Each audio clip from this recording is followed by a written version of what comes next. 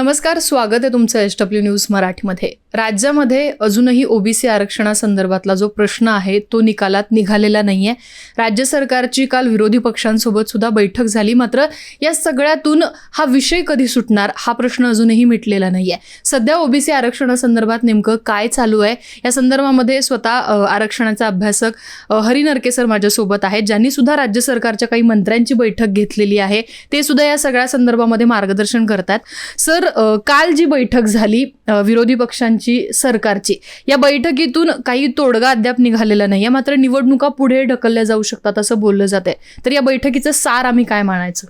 असं आहे, काल पहिल्यांदा राज्य सरकारने या विषयाच्या बाबतीमध्ये सगळ्या पक्षांना विश्वासात घेऊन एक बैठक घेतली. ही चांगली गोष्ट घडली. 27 वेगवेगळे पक्ष कालच्या बैठकीला उपस्थित होते आणि त्यांचं काय म्हणणं आहे हे मुख्यमंत्र्यांनी आणि सरकारने ऐकून घेतलं. आणि आता पुढच्या शुक्रवारी पुन्हा बैठक होणार आहे आणि त्याला राज्य सरकारचा जो प्रस्ताव आहे तो त्यांच्यासमोर मांडला जाणार आहे. परंतु जे काही तिथे काल मांडलं गेलं विरोधकांकडून, त्याच्यामध्ये 3 गोष्टी पुढे आल्या. एक म्हणजे निवडणुका पुढे ढकलण्याच्या संबंधामध्ये जवळजवळ सहमती होती. दुसऱ्या बाजूला तो इम्पिरिकल डेटा जो आहे तो राज्यानेच तयार करावा असं आग्रहाने देवेंद्र फडणवीस म्हणत होते. आणि फडणवीस साहेबांची कमाल अशी आहे की त्यांनी ते ज्या संस्थेचे अध्यक्ष आहेत त्या रामभाऊ म्हाळगी प्रतिष्ठानला हे काम द्या अशी मागणी केली. म्हणजे रामभाऊ म्हाळगी प्रतिष्ठान ही RSSची संस्था, फडणवीस स्वतः त्याचे अध्यक्ष आणि त्या संस्थेला काम मागणं म्हणजे रोजगार हमी. ओबीसींचा प्रश्न म्हणजे फडणवीसांना स्वतःचे पैसे कमावण्याचा एक व्यवसाय वाटतोय. ही अत्यंत शर्मेची आणि दुर्दैवाची गोष्ट आहे. परंतु विरोधी पक्षाच्या सर्व लोकांनी एक गोष्ट तिथे सांगितली की आमचा ओबीसी आरक्षणाला पाठिंबा आहे आणि हे ओबीसी आरक्षण टिकलं पाहिजे. ते टिकवण्यासाठी जे जे करावं लागेल ते शासनाने करावं असं काल तिथे दिसून आलं. मी तुम्हाला या निमित्ताने अतिशय स्पष्ट सांगतो, भाजपने आजसुद्धा चंद्रकांत पाटलांनी म्हटले की आम्ही निवडणुका होऊ देणार नाहीत. सगळे काल म्हणत होते निवडणुका पुढे ढकला. निवडणुका पुढे ढकलणं हे सरकारच्या हातात नाही, ते विरोधकांच्या हातात नाही. घटनेमध्ये निवडणुकांच्या संबंधीची तरतूद आहे आणि आम्ही होऊ देणार नाही वगैरे वगैरे या वल्गना आहेत. त्यामुळे निवडणुका पुढे ढकलायच्या असतील तर त्याच्यासाठी एक तर घटनादुरुस्ती करावी लागेल किंवा सुप्रीम कोर्टाला तसे आदेश द्यावे लागतील. करोनाच्या परिस्थितीचा एक अतिशय आणीबाणीचा काळ म्हणून मागच्या निवडणुका पुढे ढकलल्या गेल्या, पण ते पुन्हा तसंच होईल असं समजायचं कारण नाही. त्यामुळे निवडणुका पुढे ढकला ही मला फसवणूक वाटते. सर, अगदीच काही दिवसांपूर्वी तुम्ही विजय वडेट्टीवार यांना भेटलात, छगन भुजबळ यांना भेटलात. तर त्या भेटीमध्ये तुम्ही या सगळ्या संदर्भाने कशा पद्धतीने हे आरक्षण मिळालंच पाहिजे असा मुद्दा जो आहे तो समोर केला. या भेटीमध्ये नेमकं काय घडलं, काय याचा तपशील? असं आहे की वडेट्टीवार साहेब हे बहुजन कल्याण म्हणजे ओबीसी विकास मंत्रालयाचे मंत्री आहेत आणि भुजबळ साहेब या विषयाचे अनेक वर्ष पाठपुरावा करणारे या मंत्रिमंडळातले सिनियर अशा प्रकारचे मंत्री आहेत. त्या दोघांशी मी बोलत होतो. त्याचं एक महत्त्वाचं कारण असं होतं की राज्य सरकारने या संबंधामध्ये 4 पावलं उचलावीत असं मला वाटतं आणि ते मी त्यांना सुचवलं आणि त्यांनी त्याप्रमाणे निश्चितपणानं त्या संबंधामध्ये कार्यवाही सुरू केली हे मला सांगितलं पाहिजे. पहिलं पाऊल होतं की सुप्रीम कोर्टामध्ये रीट याचिका राज्य सरकारने दाखल करावी आणि केंद्राकडे जो डाटा आहे 2011 सालचा जमा केलेला, ज्याच्यासाठी 5,000 कोटी रुपये खर्च झालेले आहेत, तो जनतेचा पैसा आहे. ती माहिती ही लोकांची, या देशातल्या नागरिकांची माहिती आहे आणि ती मोदींनी दडवून ठेवलेली आहे. तेव्हा ती राज्याला द्यावी म्हणजे राज्याचं इम्पिरिकल डेटाचं काम 70-80% सोपं होईल. म्हणून सुप्रीम कोर्टाने त्यांना तसा आदेश द्यावा अशा पद्धतीची विनंती मी केली होती. त्याप्रमाणे याचिका दाखल झाली. याचिका सुप्रीम कोर्टाने स्वीकारली. त्याच्यावर पहिल्या सुनावणीमध्ये सुप्रीम कोर्टाने केंद्र सरकारला नोटीस काढली की 1 आठवड्यामध्ये तुमचं म्हणणं सादर करा. पण तिथेही मोदी वेळ काढूपणा करतायत. दुसऱ्या सुनावणीमध्ये त्यांनी आता 3 आठवडे मुदत वाढवून मागितली आणि देवेंद्र फडणवीस काल सांगत होते बैठकीमध्ये की त्या डाटा जो आहे त्याच्यामध्ये चुका आहेत आणि खूप अडचणी आहेत आणि खूप दोष आहेत आणि म्हणून ते आम्ही देत नाही आहोत. मग सुप्रीम कोर्टाला का नाही सांगत तुम्ही? सुप्रीम कोर्टाला हे सांगायला 1 महिना कशाला लागतो तुम्हाला? पण चुका आहेत असं सुप्रीम कोर्टाला नुसतं सांगून चालणार नाही, ते दाखवावं लागेल सगळं. आणि म्हणून मीडियासमोर बोलताना किंवा बैठकीमध्ये बोलताना त्यात चुका आहेत असं म्हणत राहायचं. अहो साहेब, फडणवीस साहेब, त्याच्यात चुका आहेत तर तुम्ही का मागितला होता तो डाटा? तुम्ही मुख्यमंत्री असताना तो डाटा मागितला, पंकजा मुंडेंनी मागितला, तुमच्या सचिवांची तर 20 पत्र आहेत. असं आहे की तो डेटा जर सदोष आहे असं तुमचं म्हणणं आहे तर तो शासनाच्या इतर योजनांसाठी कसं काय वापरला जातोय? केंद्र सरकार तो सर्रास वापरते. मी पुरावा देतो. रोहिणी आयोग नावाचा आयोग स्थापन केलेला आहे मोदी सरकारने. या रोहिणी मॅडम या दिल्ली उच्च न्यायालयाच्या निवृत्त न्यायमूर्ती आहेत. त्यांना ही आकडेवारी देण्यात आली आणि काम काय सांगण्यात आलं, तर तुम्ही ओबीसीचे 3 तुकडे करा. म्हणजे ओबीसीची फाळणी करायला तुम्ही तो डेटा देताय, पण ओबीसीचं आरक्षण वाचवायला मात्र देत नाही आहात. याच्यावरनं हे ओबीसीचे कशा पद्धतीचे कसाई आहेत हे स्पष्ट होतं. माझ्या या विधानानंतर देवेंद्र फडणवीसांनी एक अत्यंत तकलादू थातूरमातूर खुलासा केला की नाही, रोहिणी आयोगाला आम्ही हा डेटा दिला नाही. मी त्यांना प्रश्न विचारला, देवेंद्र फडणवीस साहेब, आम्ही बोळ्याने दूध पित नाही. त्या आयोगाचं सदस्य तुम्ही कुणाला नेमलं आहे? तुम्ही तिथे रजिस्ट्रार जनरल ऑफ इंडिया म्हणजे सेन्सस कमिशनर यांना पदावरून तिथे नियुक्त, पदसिद्ध म्हणून नियुक्त केलं, व्यक्ती म्हणून नाही. का नियुक्त केलं? कारण त्यांच्या ताब्यात हा डेटा आहे. म्हणजे ज्या माणसाच्या कस्टडीमध्ये हा डेटा आहे त्या अधिकाऱ्याला तुम्ही त्या आयोगावर नेमता आणि आम्हाला मात्र साळसूतपणाने सांगता की नाही, आम्ही तो डेटा दिलाच नाही. कोण विश्वास ठेवेल? मला आपल्याला हे सांगायचं आहे की सुप्रीम कोर्ट काय म्हणतं, डेटा नाही तर आरक्षण नाही. बरोबर. मोदी सरकार काय म्हणतं, डेटा आम्ही देणार नाही. फडणवीस काय म्हणतात, डेटा मागू नका. आणि म्हणून सुप्रीम कोर्ट त्यांना आदेश देऊ शकतं की हा डेटा द्या. अशी याचिका दाखल झालेली आहे. तिच्या 2 सुनावण्या झालेल्या आहेत. 3 सूचना आणखीन ज्या केलेल्या होत्या त्यातलं एक होतं, राज्य मागासवर्ग आयोगाला डेडिकेटेड कमिशन असं दर्जा देण्याची गरज होती. तीही अधिसूचना निघाली. त्या पद्धतीचं डेडिकेटेड कमिशन म्हणून न्यायमूर्ती आनंद निरगुडे आयोगाला अधिकार दिले गेले. पुढची सूचना होती की त्या आयोगाने हे जे काम आहे एम्पिरिकल डेटा तयार करण्याचं, ते तज्ज्ञांशी विचारविनिमय करून त्याचा एक प्रोफॉर्मा बनवला पाहिजे. त्याचं एक अतिशय सुसूत्र पद्धतीने, अशा पद्धतीने कसा डेटा कलेक्ट करायचा, तर तेही काम झालेलं आहे. तज्ज्ञांबरोबर चर्चा झालेल्या आहे. त्याचा एक फॉर्म तयार झालेला आहे. आणि पुढची सूचना होती, प्रत्यक्ष कामाला लवकरात लवकर सुरुवात करावी. माझी माहिती अशी आहे की आयोगाने मागच्या बैठकीमध्ये ते काम सुरू करण्याच्या संबंधी पावलं उचलायला सुरुवात केली आहे. किती निधी लागेल, किती कर्मचारी लागतील, किती दिवसात हे काम होईल, या संबंधामध्ये त्यांनी राज्य सरकारला सगळं काही कळवलेलं आहे. सर, पुढचा प्रश्न असा की 2 ते 3 दिवसांपूर्वी शरद पवारांनी जी पत्रकार परिषद घेतली त्यात ते असं म्हणाले की केंद्राने आता जे दुरुस्ती विधेयक केलेलं आहे मंजूर, त्यामध्ये असं झालंय की हात बांधले, जेवणाचं ताट दिलं आणि जेवणही दिलं. म्हणजे कुठेतरी केंद्राने फसवणूक केली असा आरोप त्यांनी केला. तर याचा नेमका अर्थ काय? पवार साहेबांच्या म्हणण्याला माझा 100% पाठिंबा आहे. पवार साहेब हे एक जाणते नेते आहेत.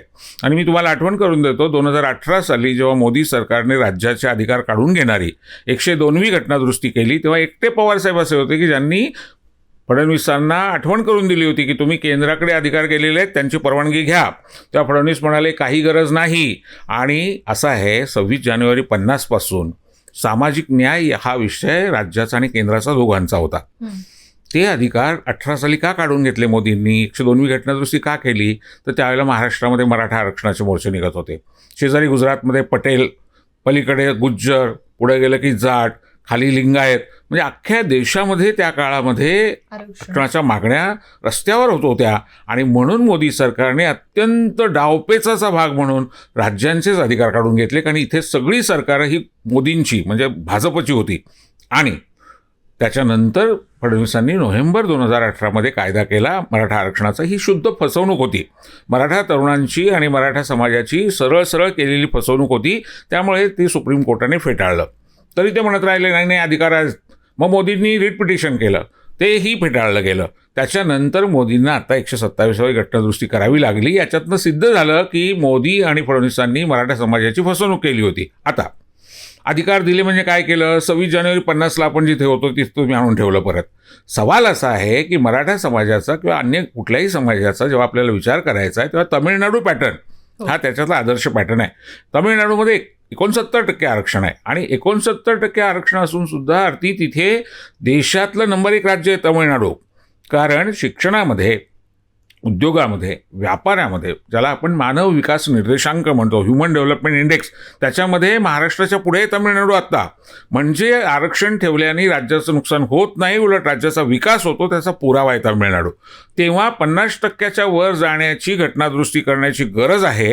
हे जे पवारसाहेब म्हणतात ते अत्यंत योग्य आहे. कारण तुम्ही फक्त राज्याला अधिकार देऊन भागणार नाही, ते होतेच 50 सालापासून.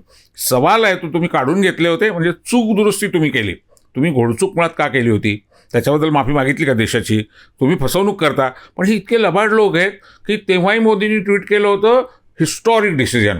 आता परत ट्विट काय केलं? Landmark decision. अरे तुम्ही घोडचुका करता, त्या दुरुस्त करता, तर त्याचंही परत मायलेज तुम्ही घेता, त्याचेही ढोल वाजवता. आता 50% वर जायला हवं, त्याचं एक सायंटिफिक कारण मी तुम्हाला सांगतो. महाराष्ट्रामध्ये मराठा समाज आरक्षणाच्या दायऱ्यात आल्यानंतर जो काही खुला गट नावाचा प्रकार राहतोय ते 10% सुद्धा लोक नाही आहेत. मग 10% तुम्ही 50% ठेवणार आणि 90% मात्र तुम्ही आरक्षण 50% मर्यादा ठेवणार. आणि सुप्रीम कोर्टाचं ते म्हणणं आहे घटनेमध्ये 50% मर्यादा नाही. आणि मी तुम्हाला एक पुरावा देतो. कुठल्या निकालाने हे आलं? मंडल जजमेंटनी, इंद्र साहनी जजमेंटनी 16 नोव्हेंबर 92.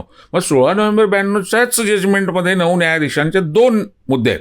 पहिला आहे की 50%च्या वर जाता येणार नाही, पण दुसरा आहे आणि तो खूप महत्त्वाचा आहे, नरसिंह रावांनी EWSचं जे 10% आरक्षण दिलं होतं ते रद्द करण्यात आलं होतं. म्हणजे मग त्या निकालातलं EWSचं आरक्षण रद्द केल्याचं मात्र तुम्ही परत सुरू केलं आता आणि ते सुप्रीम कोर्टाकडे आहे मॅटर. मद्रास हायकोर्टाने परवाच दिवशी EWSचं आरक्षण रद्द केलेलं आहे. असं गुजरात हायकोर्टाने पण केलेलं आहे. पण आता तो विषय सुप्रीम कोर्टामध्ये आहे म्हणून तुम्ही ते मात्र आरक्षण 50च्या वरच दिलं आहे. मग माझं म्हणणं असं आहे की उच्च जातीयांच्या गरिबांसाठी जर तुम्ही 50च्या वर जाऊ शकता तर तुम्ही मराठा समाजासाठी का जाऊ शकत नाही? तुम्ही पटेल समाजासाठी का जाऊ शकत नाही? तुम्ही इथे लिंगायत किंवा गुज्जर असले त्यांच्यासाठी का जाऊ शकत नाही? फक्त ब्राह्मणच काही लाडके आहेत का या देशाचे? सर, अगदी शेवटचा प्रश्न. आपण मगाशी जनगणनेबाबत सुद्धा बोललो की अनेकांची अशी मागणी, अगदी भाजपमधल्या सुद्धा काही, पंकजा मुंडे या नेत्यांची मागणी आहे की जातीनिहाय जनगणना झाली पाहिजे. पण जसं फडणवीसांनी जनगणनेची गरज नाही असं म्हटलं, तर यामागची काय कारणं असू शकतं? अगदी बघा, मला आठवत आहे की जेव्हा सुमित्रा महाजन ज्या मागच्या वेळी लोकसभेच्या अध्यक्षा होत्या त्या खासदार असताना अटल बिहारी वाजपेयींच्या कार्यकाळामध्ये त्यांच्या अध्यक्षतेखाली एक समिती नेमली होती सामाजिक न्यायविषयक. 28 खासदार त्याच्यामध्ये होते, सर्वाधिक खासदार भाजपचे होते. आणि त्या खासदारांच्या समितीने एकमताने जनगणनेची शिफारस केली होती. पुरावा क्रमांक 1. पुरावा क्रमांक 2, 2010 साली जेव्हा समीर भुजबळांनी जनगणनेचा ठराव मांडला तेव्हा गोपीनाथ मुंडे हे भाजपचे अधिकृतपणे उपनेते होते, त्यांनी पाठिंबा दिला होता. आणि 100 खासदारांनी पाठिंबा दिल्यानंतर ते मंजूर झालं आणि ती जनगणना झाली. पुरावा क्रमांक 3, मोदींनी आल्यानंतर मी आकडेवारी देतो अशी घोषणा केलेली होती. आणि 2018 साली गृहमंत्री त्यावेळेचे राजनाथ सिंग यांनी आम्ही जनगणनेमध्ये ओबीसींची आकडेवारी जमा करतोय अशी घोषणा केलेली होती. एवढं सगळं झाल्यानंतर सुद्धा आता जर का ते जनगणना करणार नाहीत म्हणतात ओबीसीची आणि फार प्रचंड मोठ्या प्रमाणात मागणी वाढते, तर त्याचं एक साधं कारण आहे. जनगणना झाल्यानंतर दूध का दूध पाणी का पाणी होईल. किती नेमकी लोकसंख्या आहे ओबीसींची आणि सगळ्यात महत्त्वाचं म्हणजे मागासले पण किती आहे, शिक्षणात ते कुठे आहेत, आरोग्याचं काय आहे, रोजगाराचं काय आहे, निवाऱ्याचं काय आहे, बिजली सडक पाणी आहे की नाही.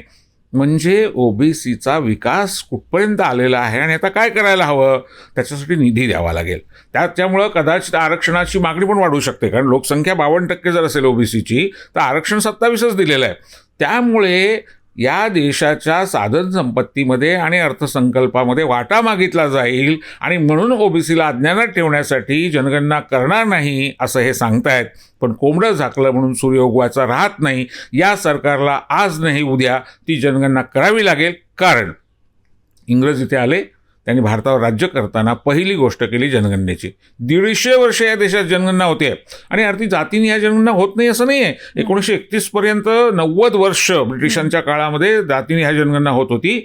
आणि आज स्वातंत्र्यानंतरच्या 70 वर्षाचा विचार केला तर SC आणि STची जातनिहाय जनगणना आजसुद्धा होते. मग माझं म्हणणं असं आहे की SC STची जातनिहाय जनगणना केल्यामुळे त्यांना बजेट द्यावं लागतं. ते साधारणपणे खरं म्हणजे आता 6,000 रुपये पर हेड असायला पाहिजे होतं, पण मोदींनी तिथेही लबाडी केलेली आहे आणि ते कमी केलेलं आहे, पण 3,500 रुपये मिळतात. आणि ओबीसींची मात्र जनगणना नसल्यामुळे 18 रुपये वर्षाला पर हेड दिले जात आहेत. तेही यावर्षी निर्मला सीतारामन यांनी उच्च जातीतल्या गरिबांच्याकडे वळवलेलं आहे.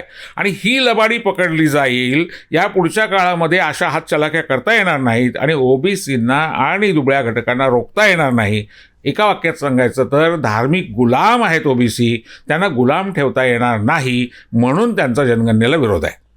नक्कीच सर. तर अनेक मुद्द्यांवर आपण सरांशी बातचीत केली. विशेष करून जोपर्यंत हे आरक्षण मिळत नाही तोपर्यंत निवडणुका होऊ देणार नाही असा भाजपचा पवित्रा असला तरी हा निर्णय काही राज्य सरकारच्या हातात नाही हे सरांनी स्पष्टपणे सांगितलंय. आणि दुसरीकडे जनगणना करणं हा एकच जो आहे तो महत्त्वाचा पर्याय. मात्र ही जनगणना होऊ न देणं हे सध्या भाजप अगदी जाणून बुडून या गोष्टी ज्या आहेत ते करते असा आरोप सुद्धा सरांनी या ठिकाणी केलाय. तुम्ही या सगळ्या प्रकरणाबद्दल तुमची जी मतं असतील ती आम्हाला कमेंट बॉक्समध्ये लिहून कळवा. आमचे व्हिडिओ अशाच पद्धतीनं पाहण्यासाठी SW न्यूज मराठीच्या YouTube चॅनलला सबस्क्राईब करा. फेसबुकवर आम्हाला फॉलो आणि लाईक करायला विसरू नका.